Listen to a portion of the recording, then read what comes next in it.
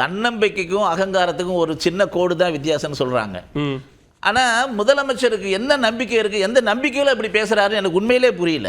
பொதுமக்கள் எல்லாரும் இன்னைக்கு பார்த்துட்டு இருக்காங்க எந்த அளவுக்கு நாளுக்கு நாள் வந்து போராட்டம் நடக்குது, ஒவ்வொரு துறையிலும் வந்து எந்த அளவுக்கு எதிர்ப்பு இருக்கிறது. 500 வாக்குறுதிகள் அந்த எதிர்ப்பு இருக்குது அப்படிங்கிறது தானே திரு ரவீந்திரன் குறிப்பிட்டார்.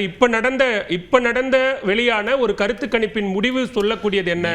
அந்த கருத்து கணிப்பின் முடிவில் உங்களுடைய கட்சியின் மாநில தலைவரும் அதில் இடம்பெற்றிருக்கிறாரு.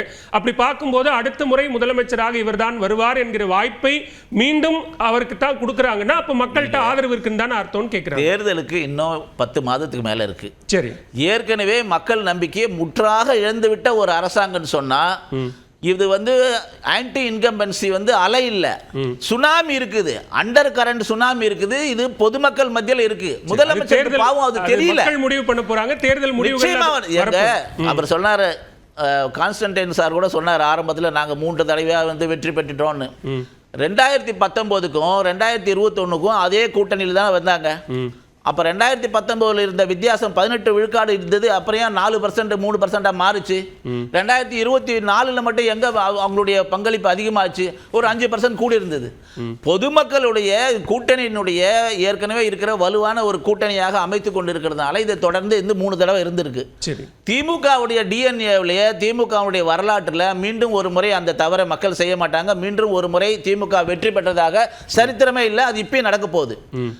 என்னுடைய கவலை எல்லாம் 2வது இடத்துக்கு யார் வராங்கன்றது இல்லை, 3வது இடமாவது திமுக வருமா என்பதுதான் எங்களுடைய கவலையா இருக்கு. ஏன்னு சொன்னா அந்த அளவுக்கு நீர் பூத்த நெருப்பாக மக்கள் எதிர்ப்பை சம்பாதித்து இருக்கிற ஒரு முதலமைச்சராக திராவிட மாடல் முதலமைச்சர் இருக்கார் என்பதுதான் இன்றைக்கு. நீங்க அந்த இடம், நீங்க 3வது இடம் சொல்றதுக்கு திரு ரவீந்திரன் பதில் சொல்லட்டும் அல்லது தேர்தல் முடிவுகள் பதில் சொல்லட்டும். அப்ப முதலிடத்தையும் 2வது இடத்தையும் யாருக்கு கொடுப்பீங்க? இன்றைக்கு நாங்கள் எதிர்க்கட்சியாக மிகச் சிறப்பாக மக்களுடைய ஆதரவை பெற்றிருக்கிறோம். ஒவ்வொரு பிரச்சனைக்காகவும் குரல் கொடுத்துக்கிற, போராடுகிற, வாதாடுகிற இயக்கமாக இன்னைக்கு பாரதிய ஜனதா கட்சி இருக்கிறது.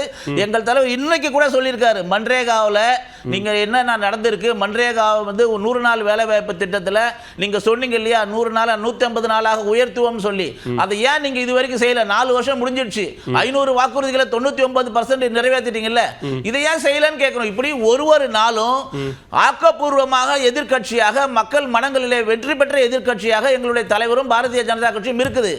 ஆகையினால எங்களுடைய அமித்ஷா அவர்கள் சொன்னது மாதிரி 2026 தேர்தல் பாரதிய ஜனதா உள்ளடக்கிய தேசிய ஜனநாயக கூட்டணியுடைய ஆட்சி தான் இருக்குமே தவிர எதிர்க்கட்சி அந்தஸ்தாக வருவதற்கு கூட முத்துவேலர் கருணாநிதி ஸ்டாலினுக்கு திமுகவிற்கு வாய்ப்பு இருக்காது.